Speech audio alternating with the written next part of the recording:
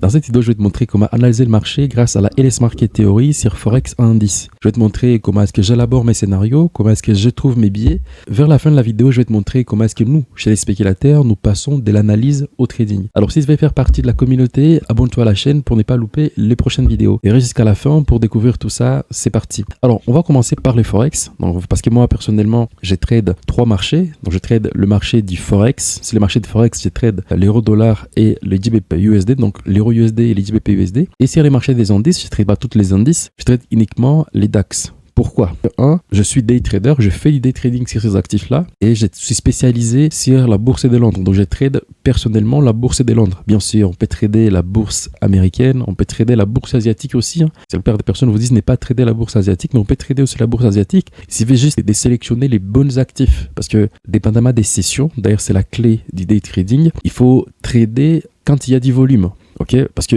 les actifs, maintenant, ils sont différentes. Il y a des actifs qui vont bouger les plus, où il va y avoir beaucoup de volume qui va être échangé pendant une certaine session. Par exemple, si on prend les dollars australiens, il va bouger beaucoup plus pendant la session asiatique que pendant les autres sessions. Si on prend l'euro-dollar, par exemple, ou le GBP USD va bouger beaucoup plus pendant la session de Londres que pendant les autres sessions. Si on prend les DAX, elle va bouger bien pendant la session de Londres. Comment est-ce que personnellement, j'ai fait mon analyse technique? Comment est-ce que je trouve mes biais directionnels sur le marché? En fait, ce que j'utilise, c'est la LS Market Theory. Donc, j'utilise la LS Market Theory pour trouver mes biais, élaborer des scénarios sur le marché. Ce que je fais, c'est que j'analyse mes marchés, moi, personnellement, sur une tête H4. Donc, ce qu'on appelle une tête temps monétaire. Pour analyser mon marché, pour comprendre ce qui se passe concrètement en termes d'analyse sur l'unité de H4, ce que j'ai fait d'habitude est que je regarde les daily, parce qu'il faut toujours regarder ce qui est au-dessus, pour comprendre les contextes globaux. Qu'est-ce qu'on dit les daily ici? Parce qu'on peut regarder ici, quand on regarde ces graphiques, les marchés est dans une situation qu'on appelle un range. Pourquoi? Parce qu'on le voit. Ici, on avait un sommet, là, on avait un creux, là, on a un sommet, et là, on a un creux. Mais quand on essaie de regarder comment est-ce que ces sommets, ces creux, ces succèdent, bien sûr, on peut se dire, tiens, ok, on a un sommet,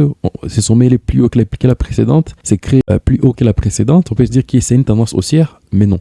En fait, ce qu'il y a là est que, bien sûr, c'est pas encore confirmé, mais on est dans une situation qu'on appelle un range. Alors, c'est l'inverse un peu de la tendance, parce que si on n'a pas une tendance, on a un range sur le marché. On peut regarder ici qu'on est dans une situation ici en délit de range. D'ailleurs, pourquoi est-ce que je dis que c'est un range? Regardez, donc l'appréciation des environ 15% de l'euro face au dollar. Donc on a eu les dollars qui a fortement perdu de la valeur. Et du coup là, les personnes qui ont acheté ici, ils sont en train de prendre leurs bénéfices. Donc le marché est maintenant en train de ranger pour essayer de regarder si, parce que quand il y a un range, il y a des possibilités. Soit le marché va continuer dans la tendance principale, où le marché va renverser cette tendance. On est dans cette phase de pause où ces acheteurs qui étaient entrés sur le marché, ils sont en train de prendre leurs bénéfices. Tout à fait logique. Maintenant, ce qu'il y a à regarder, c'est bon, ça c'est la structure, ok, la structure générale. On regarde ici, on se dit bah tiens, ok, le marché est dans un range potentiellement parce que les acheteurs qui ont acheté, donc les euro-dollars, et qui l'ont poussé à perdre 15%, donc on a eu un rebond de près de 15%.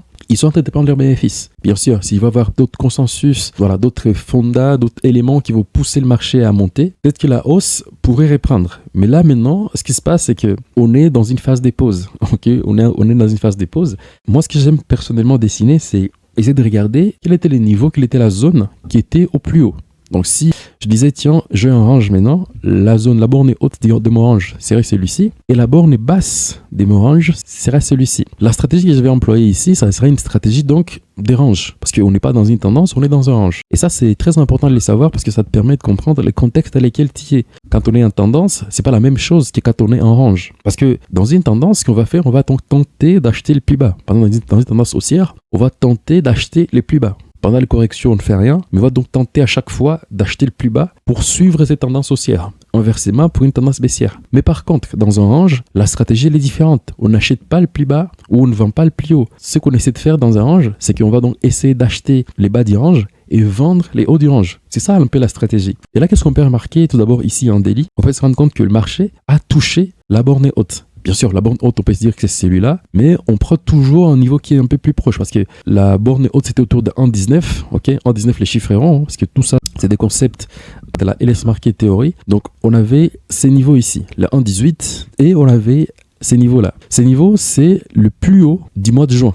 Ok, donc le plus haut du mois de juin, qui est ici, qui nous a donc donné un niveau. Ok, on a ces niveaux, c'est un sommet de marché, c'est un plus haut du mois de juin, et à part ça, les plus importants, encore une fois, ça correspond à un niveau différent. Et quand on a des niveaux qui se croisent dans les concepts des supports résistance de la LS Market Theory, on sait que ces niveaux ici, elle est pertinente. Et on peut regarder que les marchés, elle a rebondi dessus. Quels sont mes scénarios sur le marché? À quoi je m'attends pour la semaine à venir? Parce que là, on est en daily, donc il y a 5 bougies qui vont se former pour terminer la semaine. Est-ce que je m'attends? Je ne vais pas encore analyser les H4 pour essayer de regarder ce qui se passe, pour zoomer en quelque sorte et regarder un peu la microstructure du marché. Parce que là on est, c'est la structure, et puis on va regarder la structure qui est en dessous. C'est qu'il y a des possibilités, pas des possibilités, il y a plusieurs possibilités. Donc la première, c'est que si vous regardez bien ce mouvement, depuis ici jusqu'à là-haut, c'est ce qu'on appelle une impulsion. Ok, ça c'est une impulsion. Et quand vous voyez une impulsion sur le marché, d'habitude ce qui se passe dans la plupart du temps, c'est une correction. Donc on peut avoir une correction qui peut aller chercher le niveau ici. Ça c'est les premiers scénarios. Et pour aller jusqu'ici, il faut que le marché casse les niveaux d'un 17, parce que c'est un niveau de des supports intermédiaires. Puis par la suite, on avait donc le marché à réintégrer. Aujourd'hui, on est samedi. Le marché a réintégré mon niveau bleu. On voit le marché a réagi ici. Je pense que c'était l'ouverture des Q4 2025. Okay, l'ouverture des Q4 du quatrième trimestre 2025. On voit le marché qui a réagi ici. On veut de la pénétrer, parce qu'on veut pénétrer un niveau et la clôture daily s'est fait en dessous. Donc ça veut dire que potentiellement, ces niveaux ici peuvent aussi céder, dans les niveaux de 1,17, pour aller chercher ces clusters ici. Ok, on va chercher les clusters, c'est des niveaux. En fait, ce qu'on voit ici autour d'un 16, c'est un peu l'équivalent de ce qu'on voyait ici. Regardez ici. On avait les 1,18, ces niveaux en vert, ok, c'est des niveaux, ils étaient au même endroit. Et on voit la même chose ici, on voit donc là un niveau en vert et un niveau de chiffre rond. Ça, c'est un cluster important. Donc le marché peut corriger pour aller chercher les niveaux ici d'un 16. Une fois que le marché arrivera autour d'un 16, là, on aura d'autres scénarios. Mais pour le moment, d'abord, on garde les niveaux d'un 16. Et si le marché casse les niveaux d'un 16, il y aura des possibilités. Soit on part chercher les niveaux ici, et là, la tendance globale, elle va se renverser. Ou soit 2, on aura un rebond sur les niveaux d'un 16 pour aller chercher l'un 17. Ce sont là les scénarios. Bon, c'est pas encore arrivé. C'est évident, nous, on va faire du day trading, donc on va analyser jour après jour. Ça sert à rien donc de regarder le scénario qui va faire des jours ou des mois arriver. Donc, on se concentre d'abord sur un seul scénario. On a donc un scénario baissier. Ok, si le marché casse le 1,17, on va vendre jusqu'à 1,16. Par contre, si le marché rebondit, bien sûr, il y aura moins de probabilité parce qu'on est dans un contexte des ranges. Dans un contexte des ranges, les bas du range, on vend les hauts du range. Parce que les scénarios qui sont quand même plus probables. Voilà, donc parce que les scénarios probabilistes, ils votent les scénarios où on va vendre les hauts du range et racheter les bas du range. Ok, donc les scénarios que je garde en tête, les scénarios les plus puissants, à mon sens, c'est les scénarios où, tu vois, donc on vend là les hauts du range et on rachèterait les bas du range. Donc, bien sûr, ces scénarios aussi, ils peuvent être possibles. Mais moi, dans mon cas, les biais directionnels que j'ai sur le marché, sur l'euro-dollar en tout cas, c'est un biais baissier. Parce que pour acheter l'euro-dollar à la hausse, donc pour passer à des biais baissiers au biais haussier, il faut que les marchés viennent casser la 1,18. Si les marchés cassent les 1,18, c'est là que l'euro-dollar va m'intéresser pour continuer à l'acheter et aller au plus haut. Et aller chercher les plus hauts. Et à part ça, ce que j'aimerais, c'est que la correction qui va se passer ici, elle soit une correction qui va être longue. Si cette correction n'est pas longue, les probabilités, elles vont être faibles. Les probabilités ne vont pas être de mon côté. Vous savez, les trading, c'est juste mettre les probabilités de son côté. Parce que si on veut timer le marché de façon correcte, il faut analyser les arguments pour et les arguments contre, et essayer de regarder quels sont les mouvements de marché qui vont me permettre de maximiser mon espérance des gains. Donc quand je parle de maximisation de l'expérience des gains, c'est soit avoir des ratios risk-reward importants, intéressants, ou d'avoir un taux de réussite intéressant. Voilà mes scénarios sur l'euro-dollar. Maintenant, ce qu'on va faire, c'est qu'on va maintenant passer à l'unité de temps H4 pour essayer de regarder tout ça un peu en détail. Ce qu'on peut regarder, d'ailleurs, c'est un élément important, expliqué très bien dans la LS Market Theory. Quand vous avez une impulsion sur le marché, là par exemple, on a une impulsion daily. Cette impulsion daily, c'est une tendance H4. Et je vais vous montrer ça tout de suite. Regardez, donc l'impulsion daily qu'on avait, c'était depuis ici jusqu'à là, on a ce qu'on appelle une impulsion. Une impulsion, la plupart des personnes qui ont quand même appris les bases de l'analyse technique savent c'est quoi une impulsion. Une impulsion, c'est un mouvement qui est fort. Une impulsion, c'est un mouvement qui n'est pas chevauchant. Par exemple, pour donner un exemple simple que vous puissiez comprendre, en fait, ça c'est une impulsion, ça c'est une correction. Regardez que cette correction, elle est chevauchante. On a des chevauchements à l'intérieur, ça c'est donc ce qu'on appelle une correction. Mais une impulsion, c'est un mouvement qui fait plus de pips en moins de temps. Une correction, par contre, c'est un mouvement qui va faire donc moins de pips. Ok, donc le marché va se chevaucher, il va faire moins de pips. Donc le mouvement global, il va faire moins de pips, mais il va faire plus de temps. C'est toujours judicieux de trader dans des impulsions, dans des tendances, parce que c'est là que les déséquilibres se fait ressentir. Les déséquilibres entre les acheteurs et les vendeurs se fait ressentir. Passons maintenant au H4. Les H4 maintenant, qu'est-ce qu'on avait? On avait une tendance ici. C'est plus l'épisode 1, mais c'est une tendance H4. On a donc des sommets de plus en plus hauts, ok. Alors, ici, on avait des sommets de plus en plus hauts. Et là, on peut se rendre compte que là, on était à haut du range. Donc, les hauts du range daily, on l'avait ici, autour de cette zone-là. Et on voit notre cluster entre la ligne verte, les niveaux de chiffrement ici, le 1,18. Puis le marché a réagi, on voit que le marché est en train de baisser. Et là, qu'est-ce qui se passe? Bien sûr, on a des microstructures à l'intérieur, mais le point le plus important qu'il faut retenir ici est que, regardez, vous vous souvenez, je vous ai dit qu'on était dans un contexte daily des ranges. Dans un contexte des ranges, on va acheter les bas du range, on va acheter les bas du range et on va vendre les hauts du range. Mais non, on sait que une tendance, un mouvement ou une impulsion daily, c'est une tendance court terme. Bien sûr, ce que nous on fait, c'est pas c'est-à-dire qu'on va trader les ranges, parce qu'il faut jamais trader les ranges. Mais ce qu'on fait est que si, par exemple, les marchés de l'euro-dollar, parce que là maintenant elle est dans un range, on va aller à range H4, nous ce qu'on va faire, on va être à l'écart. Parce que dans un marché en range, il ne faut pas trader un marché en range. Je pense que vous m'avez bien compris. J'ai dit qu'on avait un range daily, mais ce range daily, vu qu'on veut faire de l'intraday, c'est exploitable. Si on voulait par exemple faire du swing avec un contexte des ranges daily, c'est quasiment infaisable. Ok, ce qu'il faut faire, il faut donc attendre que les marchés sortent de ces ranges et entrent dans une tendance. On le sait bien, the trend is your friend.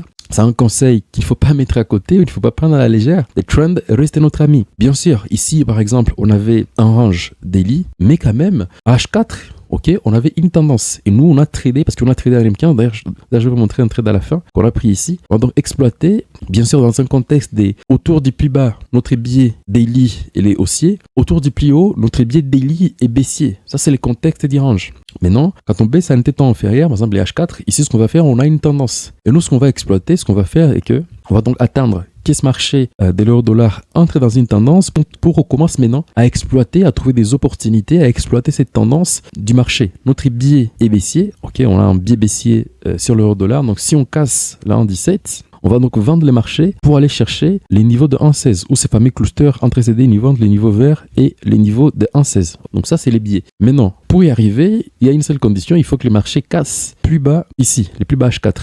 Ok, donc la cassure du plus bas H4, ça va être en même temps cassure du niveau de 1,17, chose qui va donc faire que notre scénario se réalise. Mais par contre, si le marché n'arrive pas à casser les 1,17 et que le marché oscille à l'intérieur ici, l'euro-dollar ne nous intéressera pas. Donc l'euro-dollar va être mis à la poubelle. Donc c'est comme ça qu'on essaie d'élaborer le scénario, parce que les billes d'analyse, c'est quoi?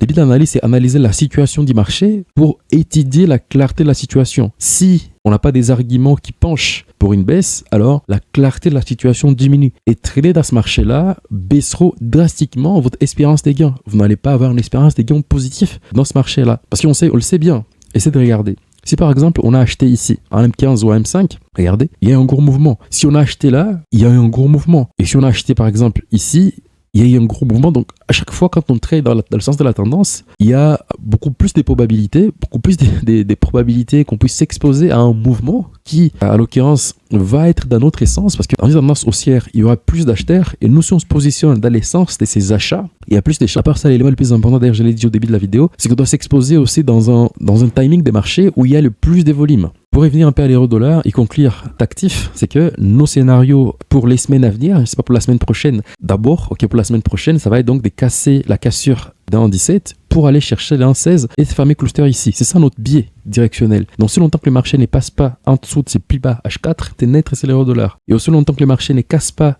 la 1,18, au reste net c'est l'euro-dollar. Donc, si l'euro-dollar reste dans cette zone ici, trader dans ces zones-là, c'est trader avec une espérance. On ne va pas mettre le maximum de probabilités de notre côté. Parce que nous, ce qu'on cherche à faire, c'est essayer de trader avec la masse. C'est pas essayer de trader avec la masse, hein. Les moutons, pas dans ce sens-là, mais trader dans l'essence du flux. Ok, les gros flux, où est-ce que les flux se dirigent? Maintenant, on va passer sur notre actif. Ok, on va passer sur les DAX.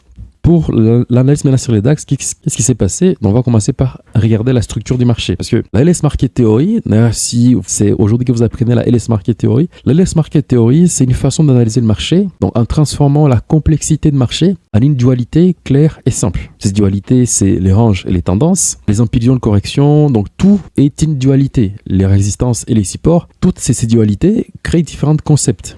On utilise ces différents concepts pour essayer de regarder, pour étudier des éléments clés. Le premier élément, c'est la structure du marché et deuxièmement, le point d'intérêt. Qu'est-ce qu'on regarde maintenant sur les DAX? Qu'est-ce qu'on peut analyser sur les DAX? On peut se rendre compte que les DAX étaient dans une situation, un délit encore une fois, une situation de range. Je vous ai dit que dans un contexte des ranges, ce qu'on fait est qu'on essaie d'acheter au plus bas du range et on vend au plus haut du range jusqu'à ce que les ranges cèdent. Ok? Donc on l'a vu ici, les ranges daily et là cédé, mais n'oubliez pas, on est sur un 10. Quand les ranges daily cèdent, essayez de prévoir que le marché va aller ici. D'ailleurs, c'est poussé aussi avec les contextes fondamentaux.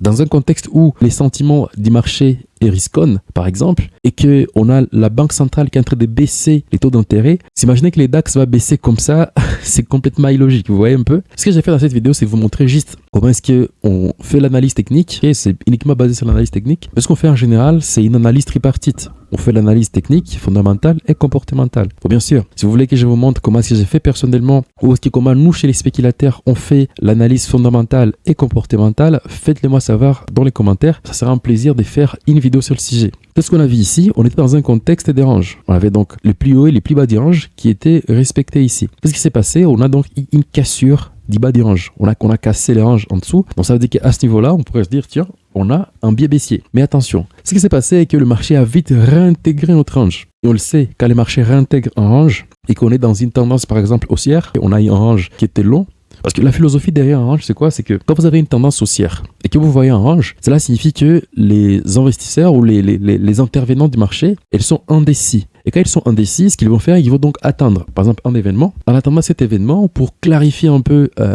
tout d'abord, réduire leur exposition. En réduisant leur exposition, jusqu'à ce que l'événement arrive. Une fois que l'événement est là, ils vont renforcer leur exposition. Bien sûr, votre bit attaque analyste, il faut donc chercher pourquoi est-ce que ces ranges se forment. Ok, je vous ferai d'ailleurs une vidéo pour vous expliquer l'un des concepts de la LS Market Theory, donc les ranges et les tendances. Après la cassure par les bas ici, on a eu une réintégration du range. Et d'habitude, quand on réintègre un range, ça dépend des contextes bien sûr, parce qu'il y a deux situations. On peut réintégrer un range, par exemple dans une tendance haussière, on réintègre un range pour corriger. Et dans une autre situation, on peut donc réintégrer un range pour continuer la tendance dominante. Parce que là, on voit bien qu'il y avait ces gros mouvements, et là, on est dans un range. Et là, la réintégration de ces ranges nous a donc ramené dans la tendance dominante. Dans la plupart du temps, les probabilités, ils sont très élevées quand on réintègre un range, qu'on puisse chercher les côtés inverses, les hauts du range. Ou si c'est à la baisse, les bas du range. Et on voit bien que le marché a rejoint les hauts du range. Donc depuis la réintégration de ces ranges ici, mon biais directionnel était tout d'abord parce qu'on a réintégré un range et à part ça, je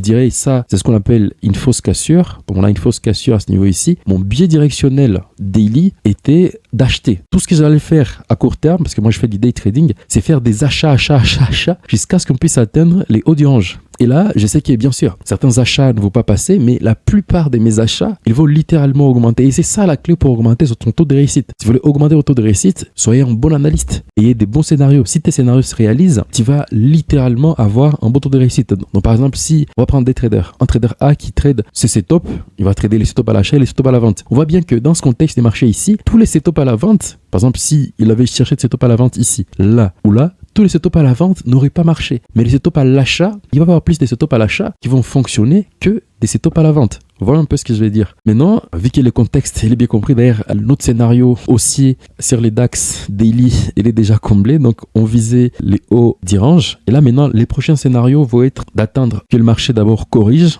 Je vais une correction sur les DAX pour aller chercher le 24 000. Hein. Donc, il n'y a pas de choses compliquées. Un niveau de chiffre rond. Donc, vous dessinez juste un niveau de chiffre rond. 24 000 et puis vous avez votre niveau. On peut regarder que ce sont des niveaux que le marché observe. Hein. Ce pas des niveaux, par exemple, ici. On voit donc là, la mèche ici qui s'est arrêtée au niveau de chiffre rond. Et il y a plein de niveaux. On peut regarder plein de niveaux à court terme qui ont réagi autour de ces niveaux différents. Comme par exemple ici aussi, ce sont des niveaux que les marchés observent, des niveaux psychologiques. On va maintenant passer directement à l'unité de temps H4 parce que notre biais daily, c'était ici. On avait donc un scénario daily. Quand on a réintégré les ranges daily, on savait pertinemment que le marché avait beaucoup plus de probabilités d'aller chercher les hauts du range daily. Alors les H4 maintenant, qu'est-ce qui se passe? Ce qui se passe ici est qu'on a ce niveau ici. Ça, c'est ce qu'on appelle le plus haut en plus de marché. Ça, c'est en plus bas de marché. Là, on avait un sommet, un creux. OK? Donc, sommet, creux, sommet, creux. Donc, on avait un sommet de marché, un creux de marché, un sommet de marché, un creux de marché ici. Et là, qu'est-ce qu'on regarde? On a les marchés à trouver un niveau. Il y a un cluster. OK? On a un cluster entre le plus haut des ranges daily et ces niveaux ici, les 123,6% d'expansion de Fibonacci.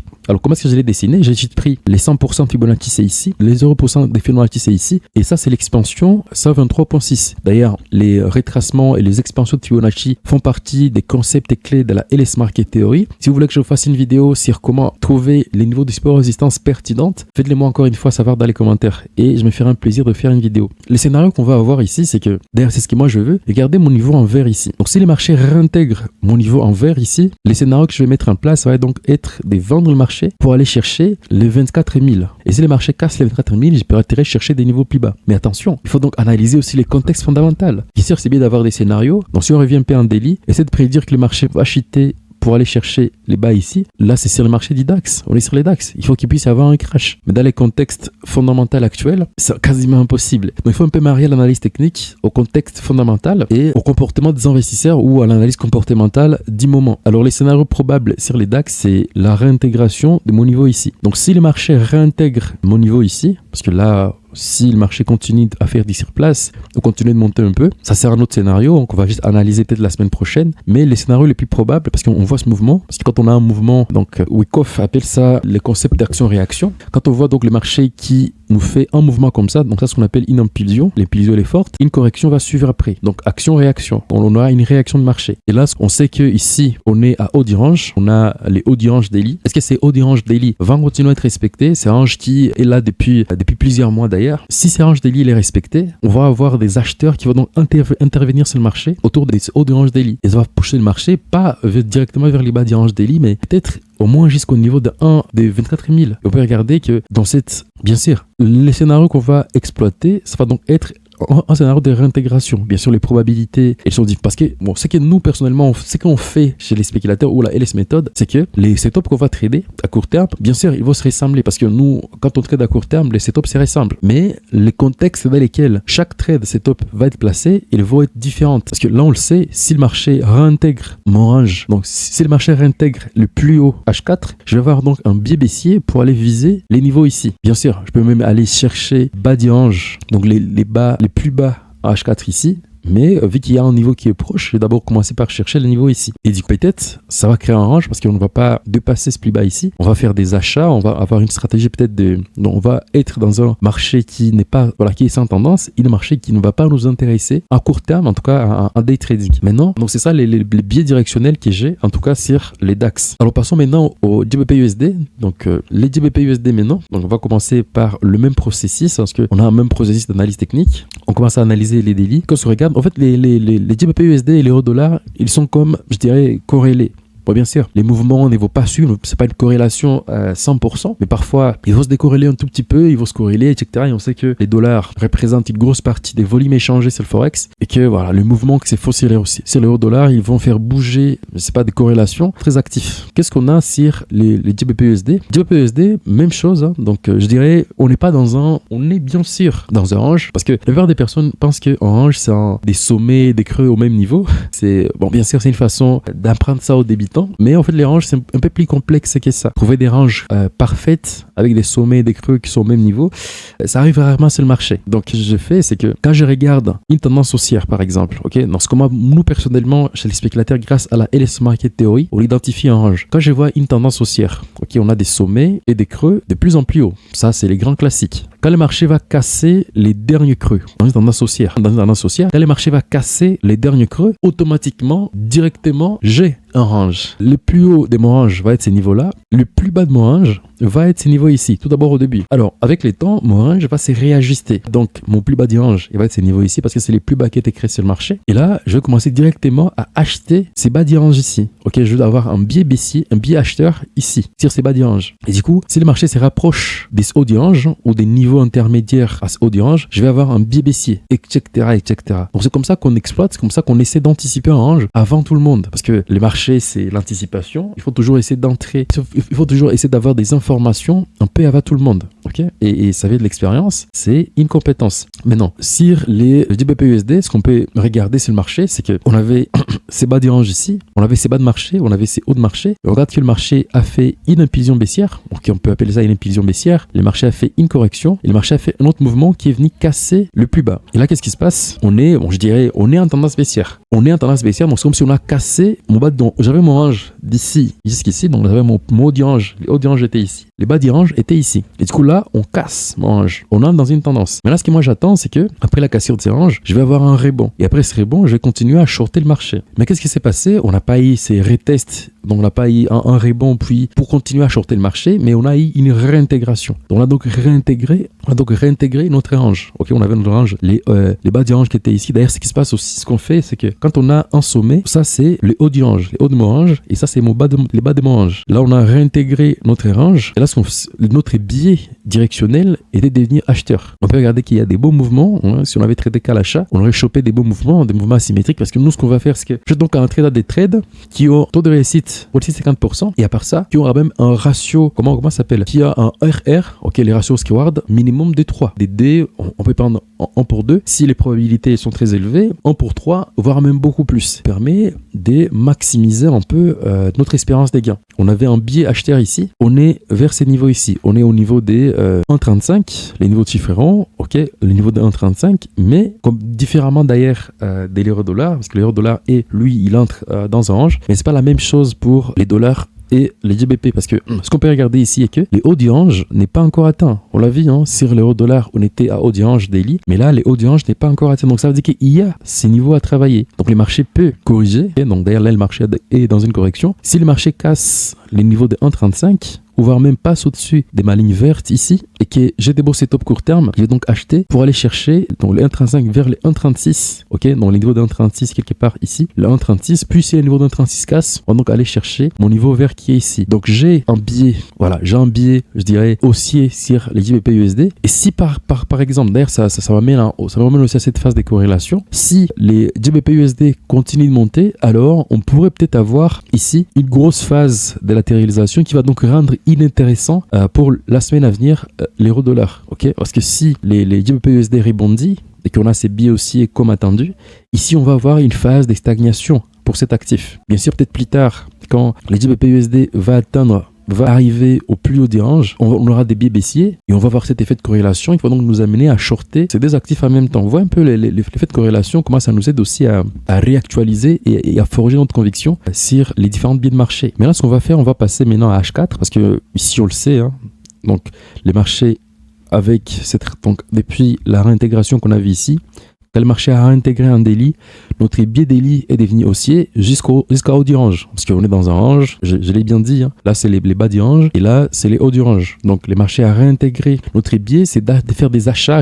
au niveau jusqu'au haut du range. Ok, et il faut aller à haut du range, soit 1, on casse les hauts du range, soit 2, on rebondit sur les hauts du range et on commence à chercher des niveaux pour aller viser les bas du range. Ok, mais quand on a, soit d'habitude, quand on a une réintégration, on a donc une fausse cassure, on a donc une réintégration du range, donc fausse cassure, réintégration du range, il y a plus de probabilités que le marché continue, explose toutes les résistances pour aller chercher les hauts du range. Donc on est un peu confiant dans les scénarios ici, dans les scénarios sur l'euro-dollar, il est ici, donc on cherche les scénarios les plus probables. C'est un scénario où les marchés cassent les 1,35 et part chercher les 1,36 ou voire même les niveaux ici en vert, ok, donc les hauts du range daily. C'est ça les scénarios qu'on attend, les scénarios les plus probables. Bon, bien sûr, avec les temps, on va faire l'analyse de façon journalière. Ça peut changer, il y a quelques éléments qui peuvent s'ajouter et changer notre analyse. Hein. Il faut faire l'analyse de façon, il faut donc avoir analyser le marché de façon nette, pas être biaisé, dépendamment des données qui se réactualisent sur le marché. Maintenant, les H4 sur les GBP USD, donc on peut regarder qu'en H4, c'est assez clair. Hein. Regardez un peu cette structure. On a une tendance qui est propre.